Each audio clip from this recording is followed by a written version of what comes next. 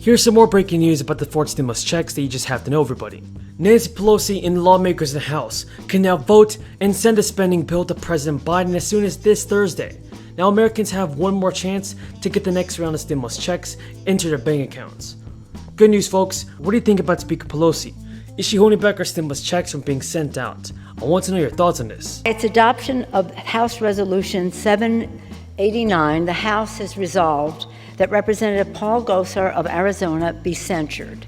That Representative Paul Gosar forthwith present himself in the well of the House for the pronouncement of censure. That Representative Paul Gosar be censured with the public reading of this resolution by the Speaker. And that Representative Paul Gosar be and is hereby removed from the Committee on Natural Resources and the Committee on Oversight and Reform. You know, up until now, China's been leading in this race. That's about to change because of this law, next year, for the first time in 20 years, in which American infrastructure investment will be far greater than China's. The first time in 20 years. We're going to put IBEW members and other union members to work installing a national network of charging stations along our roads and highways in our communities, over 500,000. And Governor Whitmer has already announced a proposal to expand electric charging stations along key travel routes across the state.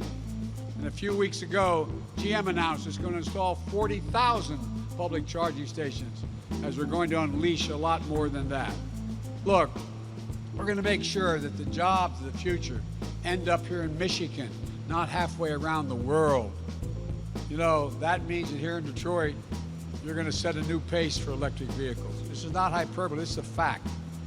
With this infrastructure law, along with my Build Back Better plan, we're going to kickstart new batteries, materials, and parts production and recycling, boosting the manufacturing of clean vehicles with new loans and new tax credits, creating new purchase incentives for consumers to buy American-made, union-made clean vehicles, like the electric Hummer. Folks, or the Silverado, or any other of the 20 or more vehicles. A lot has gone wrong since this unified Democratic government took the reins back in January. Let's take a look at foreign policy.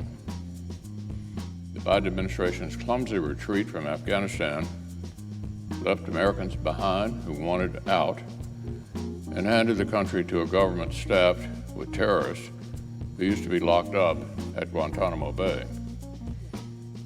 Take a look at energy independence, or should I say energy dependence. President Biden canceled our own Keystone XL pipeline, but cleared the path for a new pipeline for Vladimir Putin. The amount of Russian oil that America has to import has already nearly doubled on the Democratic's watch. Look at the border. Illegal crossings are flooding across our southern border at an all-time high.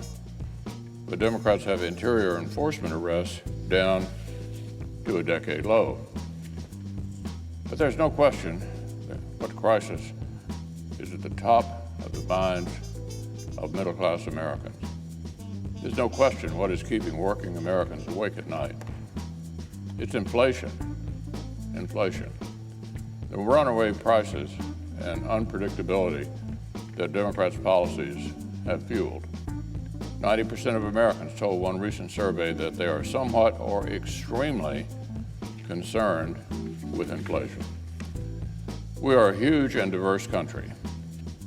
It's hard to get 9 in 10 Americans to agree on almost anything. But less than 1 year under Democrat policies, 90% of America is worried about inflation. And it's no wonder. Year on year, consumer prices have risen faster than they have in over 3 decades. Last month marked the 5th month in a row that inflation has topped 5%. These across-the-board numbers can sound a little abstract, so let's make it very tangible. In the past year, buying meat, fish, and eggs has gotten 12% more expensive. Nancy Pelosi is using a pressure tactic as she tries to amass the votes to pass Biden's Build Back Better plan, saying lawmakers won't be flying home for the Thanksgiving holiday until they vote on it. and Pelosi's efforts to bring the $1.75 trillion measure has been repeatedly stalled.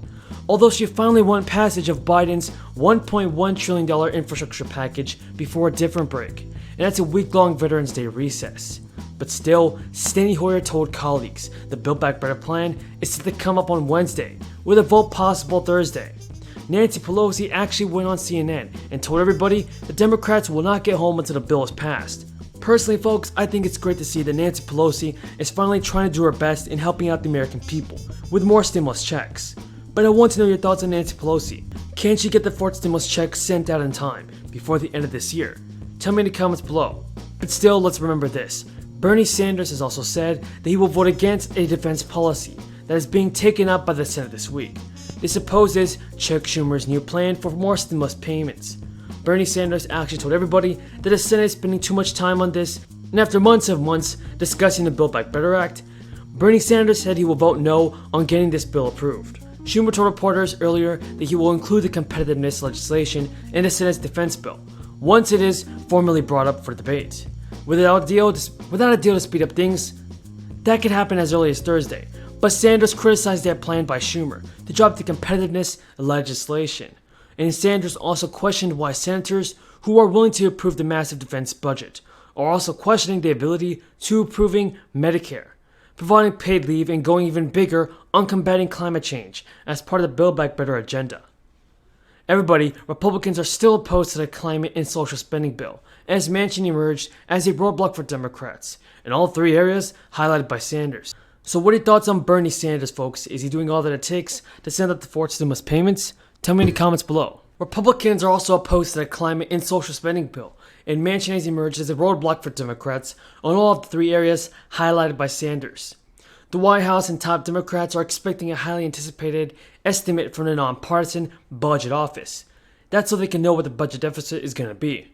Now, according to the White House Deputy Press, the Congressional Budget Office does not have experience analyzing revenue. So the question now facing Democratic leaders is whether those assurances from the White House will be enough to comfort moderates who have said they will not pass the stimulus checks into law.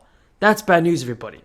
But still, the fifth advanced child tax credit payment is being distributed by the IRS starting Monday, sending an estimated $15 billion out to all Americans. Now, everybody, those who have signed up for direct deposit with the IRS will receive their payments first. After this month, families who qualify for the advanced checks can expect to receive one more this year. That's in December. They will also receive the other half of the child tax credit when they file their taxes next year. To sign up, parents can go directly to the IRS's website and use the child tax credit portal. And currently, the enhanced tax credit expires after this year, but Democrats are pushing for it to be extended into at least 2022.